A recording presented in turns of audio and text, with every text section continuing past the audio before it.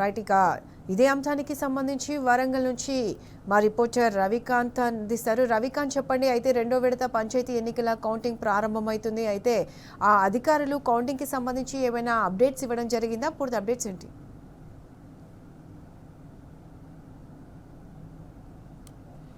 ప్రత్యూష, రెండవ దశలో ఉమ్మడి వరంగల్ జిల్లాకు సంబంధించి మొత్తం 508 గ్రామ పంచాయతీల్లో ఎన్నికలు జరిగినటువంటి పరిస్థితి. మొత్తంగా 564 గ్రామ పంచాయతీలు ఉన్నటువంటి సందర్భంలో 56 గ్రామ పంచాయతీలు ఏకగ్రీవమయ్యాయి. 508 గ్రామ పంచాయతీలకు ఎన్నికలు జరిగాయి. అంతా కూడా ప్రశాంతమైనటువంటి వాతావరణంలోనే ఎన్నికలు జరిగాయి. కౌంటింగ్ ప్రక్రియ 3 గంటలకు మొదలైనటువంటి పరిస్థితి. ప్రస్తుతం మనం ఐనవోలు మండల కేంద్రంలో ఉన్నటువంటి పోలింగ్ కేంద్రంలో ఉన్నాము. పోలింగ్ కేంద్రానికి సంబంధించినటువంటి ఆ పోలింగ్ హాల్లో, ఏదైతే పోలింగ్ జరిగినటువంటి హాల్లో నుంచి కౌంటింగ్ హాల్లోకి కాసేపటి క్రితమే బ్యాలెట్ బాక్సులను తీసుకువెళ్ళినటువంటి పరిస్థితి. 2 బ్యాలెట్ పత్రాలు, ఒకటి పింక్ కలర్లో ఉండేటువంటి సర్పంచ్ అభ్యర్థికి వేసినటువంటి ఓటు బ్యాలెట్ పత్రం, అదేవిధంగా వైట్ కలర్లో ఉండేటువంటి వార్డు సభ్యులకు వేసినటువంటి ఓటర్లకు సంబంధించినటువంటి బ్యాలెట్ పత్రం. ఈ 2 కూడా మొదటగా వేరు చేస్తారు. పింక్ కలర్లో ఉన్నటువంటి సర్పంచ్కి వేసినటువంటి ఓట్లన్నీ కూడా ఒక డ్రమ్లో మొదటగా సెగ్రిగేట్ చేసిన తర్వాత 1వ వార్డు నుంచి 14వ వార్డు వరకు, అంటే తక్కువగా గ్రామాల్లో చూసినట్టయితే 3 వార్డులు తక్కువగా ఉంటాయి. ఎక్కువగా 14 వార్డులు ఉన్నటువంటి పరిస్థితి.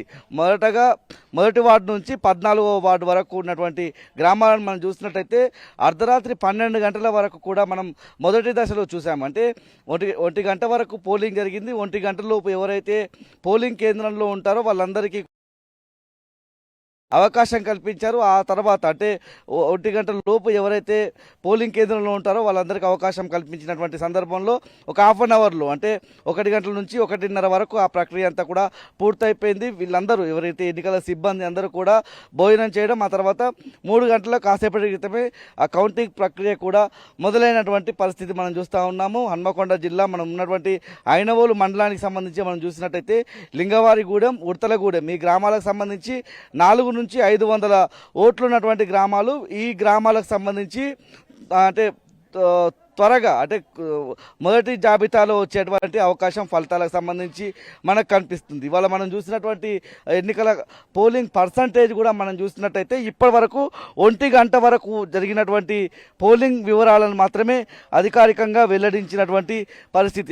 ఆ పర్సంటేజ్లు కూడా మనం గమనించినట్లయితే వరంగల్ జిల్లాలో 77.66% పోలింగ్, మధ్యాహ్నం 1 గంట వరకు 87.25%,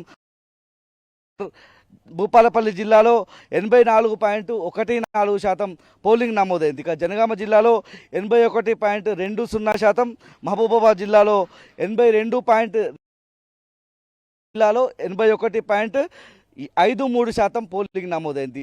ఈ సంఖ్య ఇప్పటికీ 1 గంట వరకు ఓట్లు వేసిన వాళ్ళకు సంబంధించినటువంటి వివరాలు.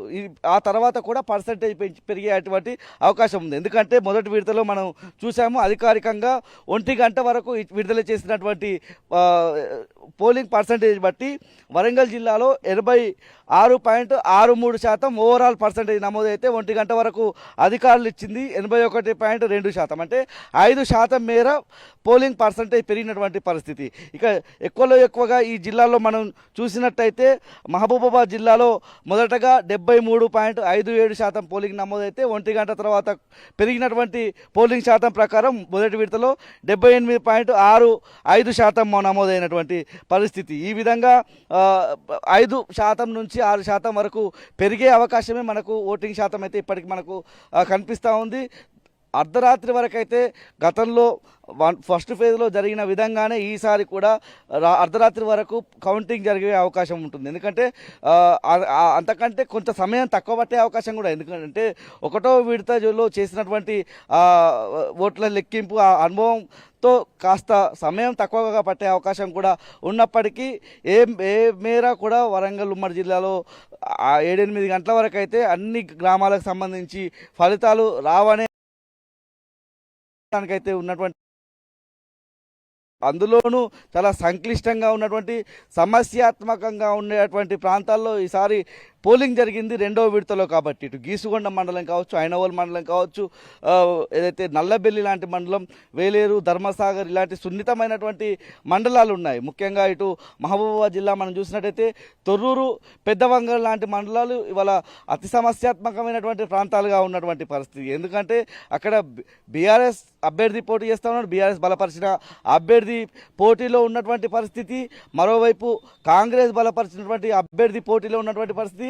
కాంగ్రెస్ నుంచి రెబల్ అభ్యర్థిగా ఉన్నారు, బీజేపీ నుంచి అభ్యర్థులు నిలబడేటువంటి పరిస్థితుల్లో అక్కడ ఒక ఉత్కంఠమైనటువంటి వాతావరణం, ఒక ఉద్రిక్తమైనటువంటి వాతావరణమే మనకు కనిపిస్తుంది. పోలీసు బందోబస్తు అయితే ఏర్పాటు చేసినటువంటి పరిస్థితి ఉమ్మడి వరంగల్ జిల్లా వ్యాప్తంగా మనకు కనిపిస్తుంది. గీసుగొండ మండలం కావచ్చు, సంగెం లాంటి మండలం, ఇవాళ పరకాల లాంటి మండలాలకు సంబంధించి రెండో విడతలో ఎన్నికలు జరుగుతున్నటువంటి సందర్భంలో అతి సమస్యాత్మకమైనటువంటి ప్రాంతాల మీద పోలీసులు అయితే నిఘా ఏర్పాటు చేసినటువంటి పరిస్థితి. ఎప్పటికప్పుడు అక్కడ పోలీస్ వ్యవస్థకు సంబంధించి, యంత్రాంగానికి సంబంధించి ఉన్నతాధికారులు ఆరా తీస్తున్నారు. వెబ్కాస్టింగ్ నిర్వహించినటువంటి సందర్భంలో ఇప్పటికైతే పోలింగ్ ప్రక్రియ అయితే ఏదైతే చెదురుముదురు ఘటనలు, ఒకటి రెండు ఘటనలు మినహా చాలా ప్రశాంతమైనటువంటి వాతావరణంలో రెండవ ఫేజ్ గ్రామ పంచాయతీ ఎన్నికలు కూడా జరిగినటువంటి పరిస్థితి. ఇవాళ ఓటరు మొదటి దశలో చేసినట్టుగానే ఎవరైతే అభ్యర్థులు ఉన్నారో వాళ్ళ ఊహలకు అతీతంగా వాళ్ళ ఓటరు తమ ఓటు హక్కును వినియోగించుకున్నటువంటి పరిస్థితి మనం చూస్తూ ఉన్నాము. ఓటరు తమ ఓటు హక్కు, తమ అభిప్రాయాన్ని, తమ ఆలోచన విధానాన్ని ఓటు రూపంలో ఇవాళ బ్యాలెట్ బాక్స్లో నిక్షిప్తం చేసినటువంటి సందర్భంలో చిన్న గ్రామాలు ఏవైతే ఉన్నాయో ఆ గ్రామాలకు సంబంధించి 5 గంటల తర్వాత వెలువడనున్నాయి. ఏవైతే కౌంటింగ్ జరుగుతూ ఉన్నటువంటి నేపథ్యంలో ఫలితాలు ఒక్కొక్కటిగా వార్డుల ద్వారా మొదటగా వార్డులకు సంబంధించినటువంటి ఫలితాలు బయటకు వస్తుంటాయి. ఆ తర్వాత వార్డులకు సంబంధించి అన్ని ఫలితాలు పూర్తయిన తర్వాత అభ్యర్థికి సంబంధించినటువంటి సర్పంచ్లకు సంబంధించినటువంటి ఓట్ల లెక్కింపు జరుగుతుంది. ఆ తర్వాత ఎవరైతే గెలిచారో వార్డు మెంబర్స్, వార్డు సభ్యులుగా గెలిచినటువంటి వాళ్ళు